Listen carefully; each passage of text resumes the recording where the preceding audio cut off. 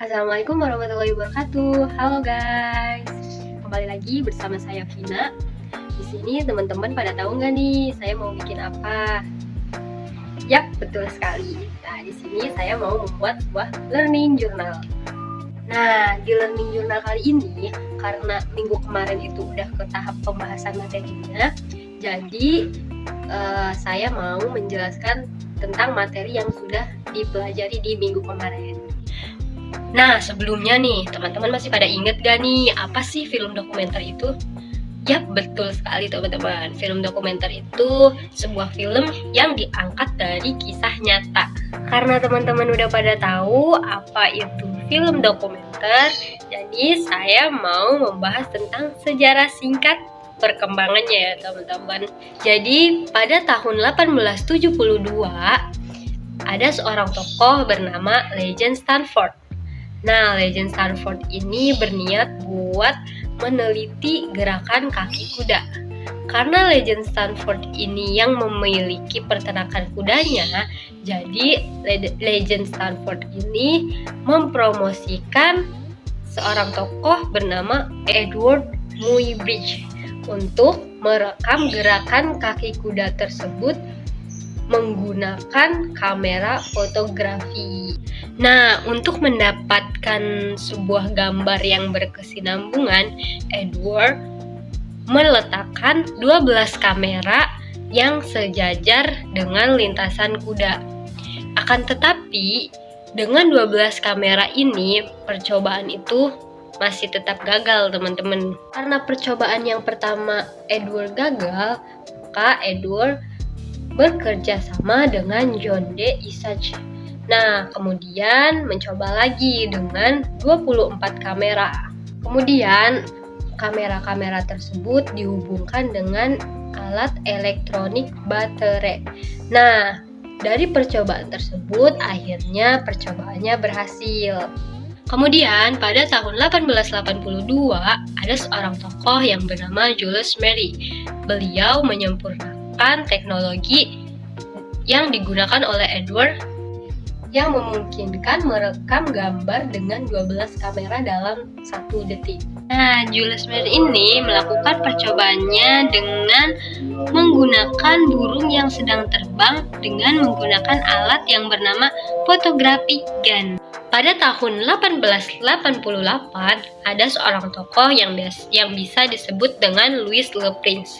Beliau mendokumentasikan suatu adegan untuk pertama kalinya menggunakan kamera film atau biasa disebut dengan single lens kamera projector. Film yang dibuatnya menggambarkan sekumpulan orang-orang berjoget di sebuah taman bernama Roundhay yang berada di Inggris. Nah, film ini menjadi film pertama yang dibuat oleh manusia menggunakan kamera film. Pada tahun 1895, ada dua tokoh yang biasa disebut dengan Lumiere Brothers atau dua bersaudara.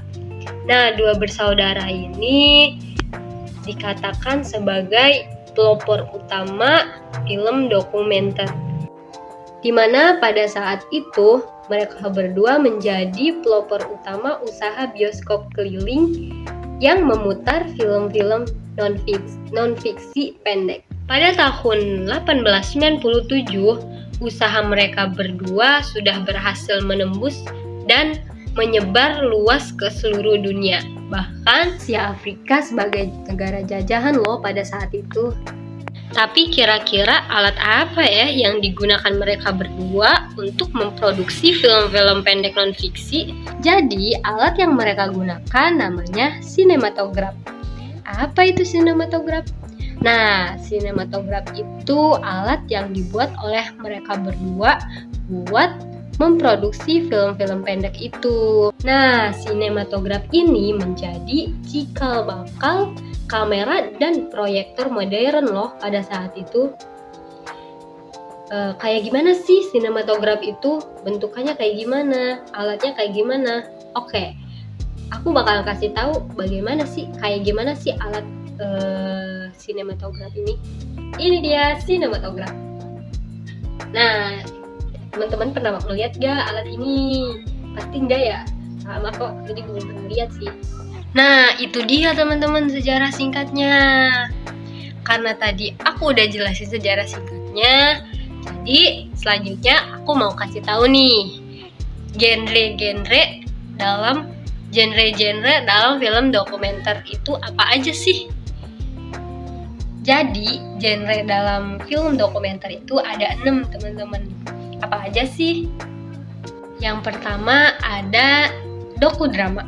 Contoh filmnya itu kayak gimana sih? Nah, contoh filmnya itu kayak gini. Dua, ada semi dokumenter. Contoh filmnya kayak gimana, Kak? Contohnya itu kayak gini. Yang ketiga, ada namanya film faktual. Contohnya itu kayak gini. Yang keempat ada namanya film etnografi. Contohnya itu kayak gini. Yang kelima, ada namanya film propaganda. Contohnya itu kayak gini. Yang keenam, ada yang namanya film cinema verite. Nah, contohnya kayak gimana? Contohnya itu kayak gini. Oh iya, teman-teman. Kira-kira teman-teman pada tahu nggak nih, apa aja sih langkah-langkah yang harus dilakukan untuk membuat film dokumenter? Oke, jadi langkah-langkah untuk membuat film dokumenter itu ada 3. Yang pertama, praproduksi. Yang kedua yaitu produksi. Nah, yang ketiga ini pasca produksi. Oke teman-teman, itu aja yang bisa saya sampaikan di Learning Journal kali ini. Terima kasih yang udah nyimak dari awal sampai akhir video. Selanjutnya jangan lupa jaga kesehatan ya teman-teman. See you next week. Dadah. Assalamualaikum warahmatullahi wabarakatuh. Nino. Ya, Anda bersama saya Ravi J. Jambol. Di mana ada bahaya, di situ ada saya.